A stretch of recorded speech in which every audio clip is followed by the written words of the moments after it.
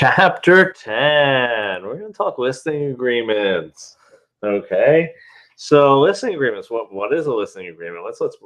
Let's reduce it to the ridiculous, right? A listing agreement is how a seller starts a agency relationship. Okay, we know what an agency relationship is from prior chapters, how they engage in an agency relationship to hire a special agent, okay, to market their home, okay? So listing agreements is how a seller employs a real estate broker. So at the end of this chapter, you're going to be able to identify the different types of listing agreements we disclosure information necessary for a legal listing agreement. We're really not going to go into too much, but it's something that I do want you to be able to identify. Just give me 2 seconds. Oh, we are recording. I wanted to just double check and make sure we were recording this.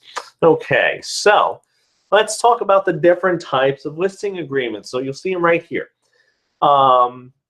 There are 3 types of listing agreements which are legal in the state of New Jersey. So what we're going to talk about is this. The first one, an open listing. Open listing. I also call this the floozy listing. Why do I call it the floozy listing? Well, here's what happens. It's when one seller employs multiple brokers, okay? So what happens is each of those brokers are allowed to market the home, okay, or given express permission to market the home, or given express permission to market it as their listing, not as their exclusive listing, okay, but to market as their listing, that they could say, hey, look, I have this listing, you know, and whoever secures a buyer, whether it be any of the brokers that have the open listing, or if the homeowner sells it on their own, they reserve the right to do that without paying a commission to anyone. First one to the table wins, okay? To bring a ready, willing, and able buyer, okay? Ready, willing, and able buyer. So that is an open listing. Seller, employing multiple brokers. So let me guess, you're saying, hey, give me an example. Here in Central Jersey, usually doesn't happen that often. This is not something that exists in the free market in New Jersey. Not something we do all the time. States where there are heavy metro activity and there might not be a centralized MLS, like Manhattan. Manhattan doesn't have, despite its many efforts, does not have a centralized MLS system. So sometimes it behooves a seller to say, hey, you know, I want to get maximum exposure. So in order to get maximum exposure, I have to engage with company A, company B, company C, company D in some sort of open listing to allow each one of them to market it on their own site, on their own portal, in their own way, to their own buyer pool in order to secure a buyer and get the most activity. So that's a great example of it. There are some places that, like I said, if there's not a centralized MLS system, it usually makes more sense. But because in New Jersey we have an overabundance of MLS systems, you could probably go with any one of the other listing types, and you could get a ready, willing, and able buyer to come on down and, you know, bring you a good price, and you'll get maximum exposure. Because I mean, that's really what the sellers are concerned with. We have an agency relationship with the seller. Okay, we know that the agency relationship is technically with the broker of record and the seller, and these are the types of relationships that they can have. So let's talk about the next one: exclusive agency listing. Okay, exclusive agency. This one, everyone always trips up on. And I'm going to tell you why. It's because of the name of the listing type. It's the name of the listing type. So a lot of people think exclusive agency listing, it's going to be one agency. They're keeping it in their pocket, and they're not putting it on the MLS. That might be the case, but that's not what a definition of an exclusive agency listing is. Okay? So here's what it is. The seller employs one broker. However, the seller reserves the right to sell it on their own without paying a commission, okay? They could do a for sale by owner without paying a commission. That's exclusive agency listing, okay? So you're probably saying, well, what if a company does want to list it on their own and have, you know, no other brokerage show it? They just want to have Sotheby's International Rumson showing this property, okay? That's the only agents they want in there. Well, the seller is cutting down a percentage of their market. And there might be reasons for it. Okay, there might be because it is a very high price home. Celebrities, sometimes, if there is someone, they don't want just any Joe Schmo coming into the house. So there are reasons why you would have to say, hey, I only want Sotheby's showing it. I only want Weichert showing it. I only want Remax showing it. What you would have on file then is what is called a waiver of broker cooperation. Okay, so the seller would say, I'm waiving broker cooperation. Now, they could waive broker cooperation except for X agents. So there can be exceptions. There could be a time limit on it. Let's say I have a 6-month listing, okay? After 3 months, the waiver of broker cooperation is null and void, and then it will be exposed to all other brokers. Maybe that's something that happens. No rhyme or reason as to what you have done with the waiver of broker cooperation. But what you need to be able to identify is that those are two separate instruments. The listing agreement, the employing agreement to create the agency relationship with the seller and the agency is different from a waiver of broker cooperation, right? Okay. Waiver of broker cooperation prevents people from showing it that are outside of a particular agency. Agreement is what identifies what type it is and also how they intend to work with the seller. Now, a couple other things that you want to talk about. The next one, exclusive right to sell. Most comprehensive for the listing agency, the type that we usually see in the state of New Jersey, okay? So what you're going to have here is that the the seller is employing one broker, one agency, okay? And they are going to secure a commission regardless of who brings the buyer. So if the seller secures someone and if they would have had an exclusive agency listing, not paid a commission, they will still do that because the right to sell it is exclusive to that agency. That agency has the exclusive right to sell. Okay, so that is the 3 listing types in New Jersey.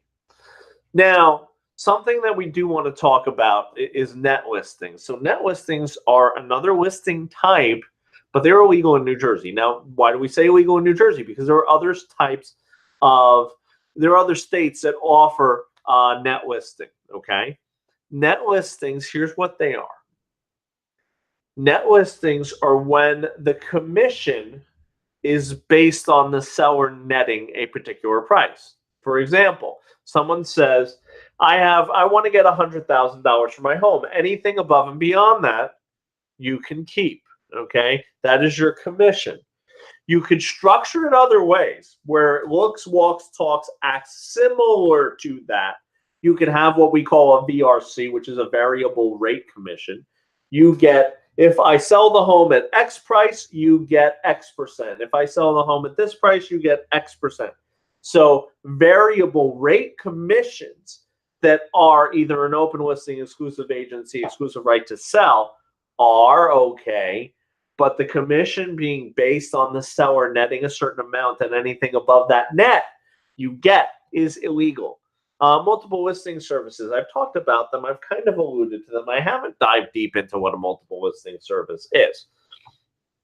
Multiple listing service is a centralized location for brokers to cooperate with one another in regards to the advertisement, showing, and selling of units that they have, right? So that is a multiple listing service. Disclosure, disclosure, disclosure. Now, we've talked about disclosure before. I want to talk about disclosure again because it's important that for the responsibility of disclosure to be on the broker, there is an expectation before you list a home for you to inspect the property. Do I mean, snapping on latex gloves and giving this a rectal exam? No, I don't mean that. What do I mean is this. You need to go through the home, and if there's any obvious obvious things. They need to be asked to the seller, hey, there's a 5-foot hole in your floor. What's going on with that? Okay? You have to give an disclosure of things that you feel are relevant, things that you can see in a visual inspection. We are not expecting you to be contractors. We're not expecting you to be, in depth. As I said, the home rectal exam is not exactly what we're looking for you to do. We are looking at you to have your common sense hat strapped on and be able to discuss and or disclose things that you might have seen that might be things that a buyer would be concerned with. Okay, so you need to do that. There is a responsibility again for investigation. We ask that you make known any known defects. So if a seller makes something known to you, that is not something you can conceal. Even if they say to you, I don't want you to tell people, you cannot do that. Okay? They cannot employ you then as their listing agent. You need to be able to disclose things, okay? Concealment of evidence is not what you should be doing. Concealment of evidence is not good. Concealment of known defects. Concealment of known defects that have been fixed, okay? There was a case a long time ago, Kingdom Far Away. I'm going to give you the really, really 10,000-foot view information. There was a home with an elevator shaft. The homeowners had 2 young children. There is an emergency latch in that elevator shaft. The latch did malfunction. Don't know if it was manually turned off, but something happened, and unfortunately, the children were killed in a horrible, horrible elevator shaft accident. Fast forward a couple years. They are looking to sell the home. Okay. Now the elevator shaft has been repaired, fixed, cleaned, everything. So there is currently no defects, no issues with the elevator shaft. Okay. And we've talked about it that stigmas and things do not need to be disclosed. So here's what happened. And deaths in the home. So that's going to fall under deaths. So let's fast forward though. The listing agent was aware of this, as was the other agent who brought by a prospective buyer. The listing agent and the buyer's agent colluded to not disclose the death that occurred. The buyer buys the home and later finds out about the death in the home. Okay, sues the agents. The agents lose. They lose this battle hands down. Why did they lose the battle? Okay, they lost the battle in this because they concealed a known defect in the home. The elevator shaft, although repaired, replaced, working fine, at one point was not. It resulted in a fatality. That was a large enough defect to say, hey, look, this is what happened. This is what we've done to repair it. You see, the stigma of the death was not what happened. If there was a murder in the house, okay, let's say that a shotgun was used. We're talking about double-barrel shotgun was used. People came into the home, shot the family. That doesn't need to be disclosed. That is a defect with the home, okay? That has nothing to do with the home. Because this crossed over and that there was a stigma attached to an actual defect, although repaired, replaced, done, still should be disclosed, okay? Now, that is really all I want to talk about with this. Now, again, the waiver, this slide right here, this probably should have been on an earlier slide when I was talking about the waiver of cooperation. Yeah, each licensee must cooperate with other New Jersey licensees in the sale of a listed home unless there is the waiver of broker cooperation on there. So guess what? If you do intend to keep a listing just to yourself because the seller is requesting that, then you have to have that on file. It could be an email. It could be a handwritten letter. I don't care. I don't care if it's written on a napkin. As long as it has been acknowledged by the seller and that is their wishes, okay, that's fine. There doesn't need to be much more than that. But if you have questions, let me know. Reach out to me. I'm more than happy to help you out. Other than that, best of luck.